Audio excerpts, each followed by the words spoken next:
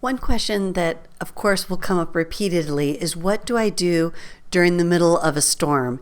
And my colleague and friend Barb Avila and I talk about the ABCs of weathering the storm. Now, keep in mind, these are super straightforward, logical, some might even say easy. However, keep in mind that during a storm, nothing is easy. So we have to have a little bit of planning ahead and practicing when we're outside of the storm so that we can do these on autopilot and that we can make sure that we haven't flipped our lid. So keeping in mind that when we're talking about the storm, we're really talking about once a child or any human is now in fight or flight or in freeze or faint.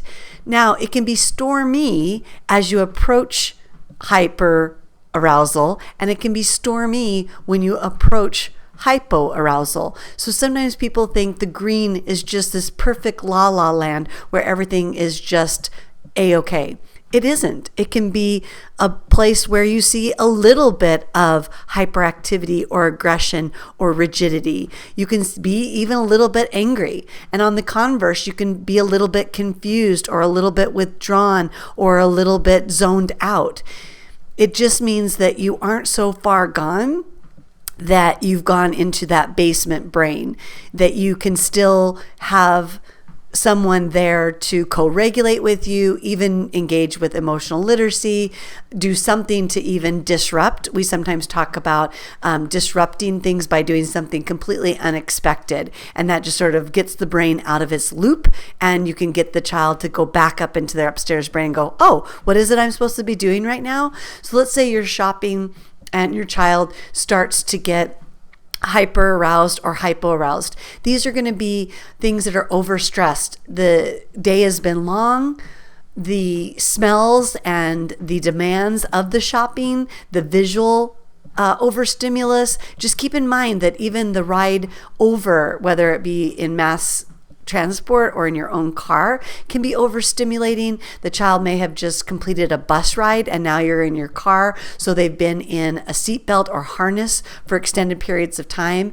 Now they have to sit in some sort of cart in the car, maybe even wearing a mask. This is a lot of stressors on the body, because remember, there's biological stressors, pro-social stressors, social stressors, cognitive, and so forth. So all of these are bombarding. And remember, you also are experiencing stressors, and you may be on your last leg and really not wanting to shop in the first place and trying to remember what is on the list and fearful because your brain remembers. Last time we were here, my child had a meltdown on aisle 9, and just that moment, all the neighbors were there to witness it. So keep in mind, all of this is happening, even if it's below the threshold of your awareness. So we can watch for the signs in ourselves and in others and do something to disrupt them. Now, giving a child your smartphone or asking them to do something that's like a highly passive activity, but their eyes are very active, and a lot of screen time that isn't reciprocal, or this sort of back and forth that's just very passive, is actually going to drain their system even more. So you're going to want to think about what can we do to actively engage. And so that might be singing a song together, that might be counting together, that might be walking fast and then walking slow together. That might be playing follow the leader. That might be holding hands or not holding hands. You have to know your child to know what might help soothe their system as they become escalated or as they start to go into freeze or faint. But let's say we've hit the storm. Now your job is the ABCs. We need to connect, be curious, and create calm. The whole idea of what to do with your other children, what to do with bystanders, what to do to explain to folks that you have this under control is sort of another layer. But let's first just figure out between you and your child what needs to be done, as if the rest of the world around you is on pause. Then once you figure out exactly what you need to be doing with your child in that moment, we can then factor in, what am I doing with the other children? What am I doing with the bystanders? What am I doing to advocate or educate my community about my child who might be neurodiverse? But again, let's start with the relationship that you have with your child. This comes from my friend Alyssa Blas Campbell of Seed and Sow, and I think it's a beautiful way to start thinking about how am I going to connect. And so she will often talk about how when there's a big emotion, we go in a diagonal. So we might give them a moment to feel the feeling, but then we immediately want to problem solve. We want to either for our own comfort, for their comfort, or again, we've left the sphere of just me and my child. I'm worried about the bystander's comfort. So we have to remember that there is a sequence or a process for responding to a big emotion. And these are not permissive. These are ones that allow for processing. The more we rush to fix, solve stuff, a big emotion, the bigger it comes the next time. And so we want to be able to know at this moment, we're not teaching you how to solve a problem or how to respond differently to a situation, or even to be aware that you became hyper aroused, you being the little kid. We're not trying to do those things. We're the boat captain in this moment, and we're going to allow them to feel the big emotion. This can again take 1 second. Lovely if it takes more. We're just trying not to rush. So you might go to the second step quickly, but you're not rushing in your voice and your body, in what you say, to try to get through the emotion. Does that make sense? You're trying to get to a place where the child feels safe, seen, soothed, and has that secure attachment.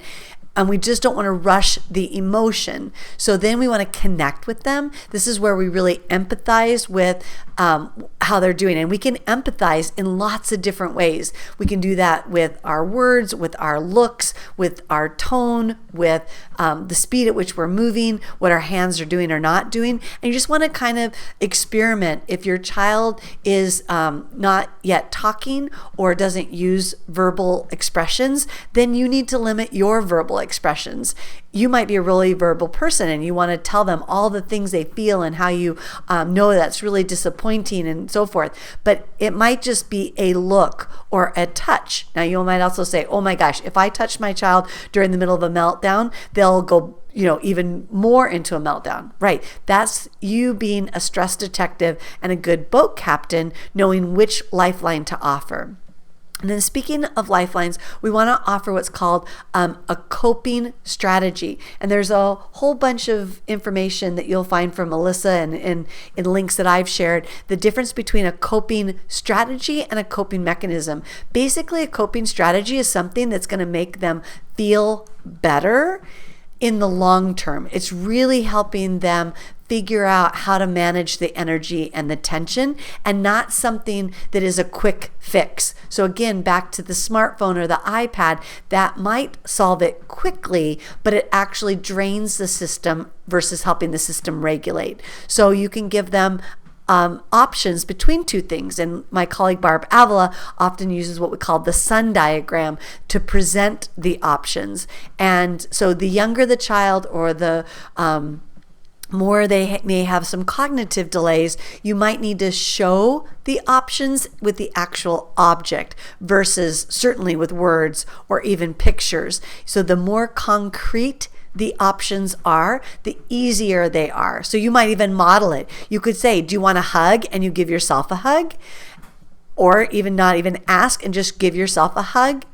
Or you could stomp your feet. You're like, oh my gosh, we're not going to stomp our feet. They're already angry. But if that's what would help a child kind of feel better, is like, right now when I'm feeling all this energy in my body, I could just stomp my feet. Now, if you find that they need that type of sensory processing and input, again, maybe they've been in the bus all day, in the car all day, then maybe that's what you do through the store, is you stomp as you walk, or you figure out a way to get those big sensory movements before we get into the store. So maybe you need to do a walk around the store, or stomp 6 times around your car and then go into the store. And then if they aren't ready for coping, and not a mechanism, but a strategy, you have to go right back to number 1 and go, okay, we're not ready yet. Hold the space again.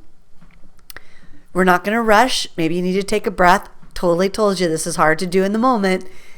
Empathize with them. Offer the strategies again. Once they accept the strategy, that should take their system from hyper or hypo-aroused even closer into where they're ready to now use in a dynamic way their upstairs brain. So this is not linear. It's not like the upstairs brain was working and then it went offline. So now we're in the limbic region and then that went offline and now we're going to be, in the basement. There's information coming in at all places and phases or places in the brain, and so they're giving each other data. And so by feeling a little bit like I was heard or having sensory input by stomping, the rest of my body goes, oh, we feel a little bit better now, allowing for the upstairs brain to go, oh, what did mom or what did dad or what did teacher ask me or tell me or what was I doing? So there's this dynamic exchange. And then once that is what we call calm, but calm is not about like being compliant or passive. It just means the body is no longer hyper or hypo aroused. We can really talk about what could be a problem solving thing here. Again, it's not so much about how we then teach the consequence for anything about the behavior. We're really saying, what's the problem around the situation that caused this big emotion, and how can we solve it so that that big emotion doesn't get triggered again in that moment? And sometimes as you hit problem solving, the child may remember, oh, I wanted that toy or I wanted that candy and you said no, and they go right back into the red or the blue. And so sometimes even once you've made it through the process, you end up right back in the red or blue and you start all over again. So another way to look at it, this is building upon Dan Siegel and Tina Payne Bryson's work around no drama discipline and the whole brain child and the power of showing up. It's also work that Barb Avila and I do around teach before the peak of the storm. And so your left hemisphere really loves a list that is linear, and it loves that my words here all start with the letter L, right? It's your left hemisphere. It loves a list that is linear and logical and based upon language. And so this might be something that helps you stay in your upstairs brain. You have 4 steps to do. They're very logical. They are the law or the known way of doing it. It's written out, so there's the written expression in language, and it makes a perfect sense. So it's logical, it's linear, it's the law, it's language, so your left hemisphere will love it. It'll help you stay in your upstairs brain. So when we say connect, then validate, then listen, then restate. Just another variation of Alyssa's work that when we say allow them to feel, try to connect with them, offer coping strategy, and problem solve, sometimes people don't know what to do or say at step 1 or 2. They can start to develop coping strategies that they've got in their pocket. They can use the Sun diagram to figure out how to offer them. They know how to problem solve, but they don't know what to do to hold space to get there. So how do we have other ways to connect, or what are the things that we can do or avoid doing? So we first remember that all communication is this notion that somebody is trying to connect with me in some way, to get their needs met, to be understood, to feel seen, to get their systems soothed. So always slow down and then watch for what we call shark music. That's your own trigger. So again, now if you leave the sphere of you and your child, you've got your other kids, you've got the same time pressure that you came to the store with, and then now you have all the bystanders who are watching this go down. So again, you're going to have to prepare yourself that we're going to have to slow down, watch for what's causing me to feel like I am the worst parent or educator ever, and what do I do going forward.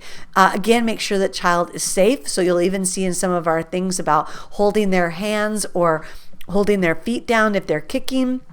Or if they're grabbing things off the shelf, there may be things that you need to do to make sure that they're safe and the space around them is safe. Sometimes kids don't want us near them, so you might have to be close enough to keep them safe and just say, I'm going to be here to make sure that we're safe, and I'm not going to say much more or do anything else, but just state a fact that you're going to stay close enough to help them stay safe. So if you can get within physical proximity, Dan Siegel often talks about, approaching the bear, and we want to make sure that we don't look angry. If we can get below eye level, touch if that is acceptable, and take a few breaths. And I know that sounds like terribly easy and hard at the same time. But by taking breaths, it actually sends a message to the child's brain. That interbrain connection can't help it. It's going to want to take a breath as well. And that will also help give data to the system that they are okay. And then their upstairs brain can maybe get engaged more quickly.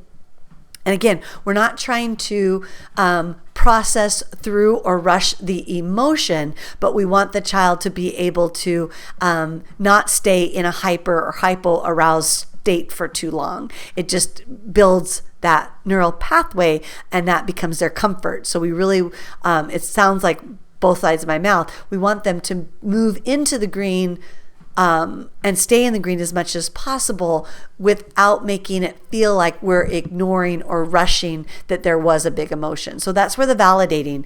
Barb often says, it seems like, or I wonder if. Sometimes if you guess what the child is doing versus telling them, it will help them feel more like they have a say or a choice, or it activates their upstairs brain to go, oh, do I feel like that? Again, validate their emotion without removing the boundary or the rule. So you don't have to restate the rule, nor do you have to accept that the kid hit you. But sometimes we feel like we have to restate, don't hit mom or don't grab toys, when we need to just say something about, you're feeling frustrated because you can't have the toy right now. You don't have to agree with why they're feeling it, but you need to have empathy. And then always watch out for the but. If we say, I know you wanted that toy, but you can't have it right now. All the child hears is, you can't have it right now. All humans. Try this with anybody in your life. The minute you say, you look great, but, they don't even hear that you look great. It just negates it in the English language. We also want to make sure this is not when we're trying to teach. So when we say connect and validate, we're not trying to teach. We're not trying to make it about us. We're not trying to rush. We're not trying to problem solve. It doesn't mean that you're saying this behavior is okay. And it does mean that you're going to keep everyone safe, but that you're really there to soothe their nervous system.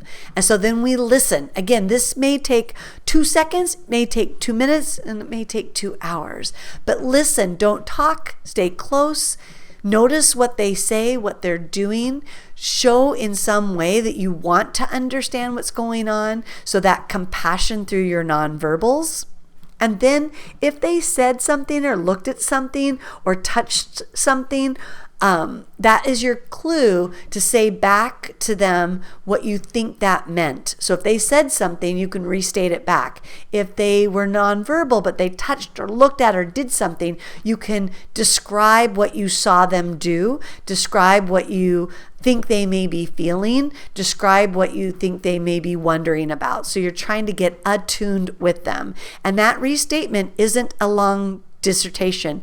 It's just a 1-word, 2-word, or in the same length of utterance as your child's. So if your child used 3 words, you can use 3 words. If your child gave you a sentence, you can get closer to a sentence in your restatement back. And so again, we're trying to say what's true and what's affirming is that you feel a certain way about a situation. We're not saying that it's true, and we're not saying that the behavior was okay. We're just saying, I hear what your perspective is saying. And so this is this idea of how to weather the storm. And in one way or another, hopefully by looking at the 4 steps of responding to the big emotions, or the 4 steps of connecting, validating, listening, and restating, gives you some idea of what to do with your child. Once your child is close to, or at least kind of going quickly in and out of red and green, or blue and green, or even not staying in red and blue as long, and you can make your way, maybe you have to decide that it's now time to leave the store. A hard decision, certainly, but we don't want to trigger the child back into the red or the blue. You might need to have some sort of plan in place for how you're going to respond to bystanders. Some people give out note cards. Some people will say something in the moment. Some people will shop at times when there are fewer people. If you have the luxury of going in with your mom or a partner or an older sibling, They might take on the role of connecting with the child that's having the meltdown, and you take on the role of just sort of mitigating those around you. It just sort of has to be what's most important. And for me, while advocacy and informing and helping clarify to the public, especially those who want to step in and quote unquote help, those are all important. First, let's get really clear on what you and your child's relationship and prioritize that you have success there. Once you know that you can successfully navigate it, it won't be so scary that other people witness it. Right now, as you're thinking about it, you're thinking, I don't know what to do. It's going to go badly and everyone's going to see it and try to solve it for me. If you have different people that are helping support your child, you need to make sure that you're all on the same page as well, so that we don't want to have different ways that we approach a child when they have a big emotion, but that we have some clarity about how are we going to play stress detective and reduce and maybe not get as sharp or as deep in the first place, and or how are we going to offer lifelines when the child is in the middle of a meltdown.